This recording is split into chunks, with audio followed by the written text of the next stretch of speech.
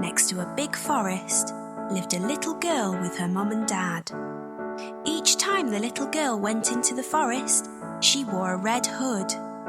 Everyone called her Little Red Riding Hood. One day, her mum had baked a cake. The cake was a present for Red Riding Hood's grandmother. Grandmother lived on the other side of the forest.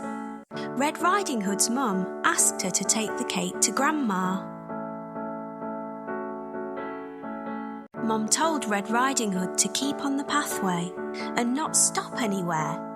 She told her not to talk to strangers. Mum and Red Riding Hood waved goodbye to each other.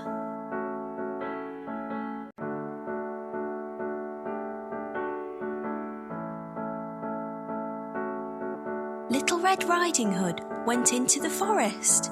She had a basket on her arm with the cake inside. A big bad wolf was watching her. He was very hungry. Little Red Riding Hood did not see him.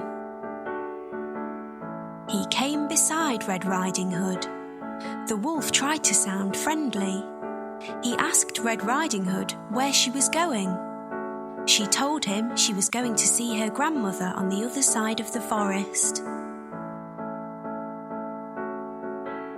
The big bad wolf told Red Riding Hood that she should pick some flowers for Grandma. As Red Riding Hood was picking the flowers, the wolf ran off. He wanted to get to Grandmother's house before Red Riding Hood. The big bad wolf arrived at Grandmother's house. He knocked on the door. Grandmother asked who it was. The wolf changed his voice and said it was Red Riding Hood. Grandmother said the door was open. The big bad wolf let himself in. Grandmother saw him and began to scream. Before she could do anything, the big bad wolf swallowed Grandmother up. The big bad wolf was not satisfied. He wanted to eat Red Riding Hood as well. The big bad wolf dressed himself in Grandmother's clothes. He climbed into her bed. He waited for Red Riding Hood to arrive. Red Riding Hood came to Grandmother's house. She knocked on the door and asked if she could come in.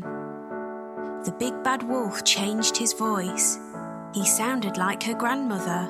He told her to come in. Red Riding Hood said what a deep voice her grandmother had. The wolf said it was better to greet her with. Red Riding Hood moved closer to her grandmother. She said what big eyes she had. The wolf said they were better to see her with. Red Riding Hood said what big ears Grandmother had.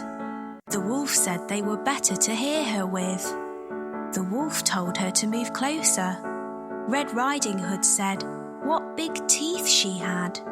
The wolf told her they were better to eat her with. The wolf jumped out of the bed.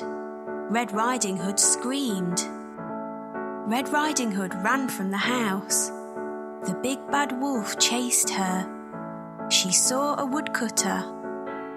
Red Riding Hood told him that the wolf had eaten her grandmother. The brave woodcutter picked the big bad wolf up. He shook him and the grandmother came out. She was shaken but safe and okay. The woodcutter, grandmother and Red Riding Hood all watched the wolf run away. They were happy now. The big bad wolf had gone. Red Riding Hood and her grandmother thanked the woodcutter.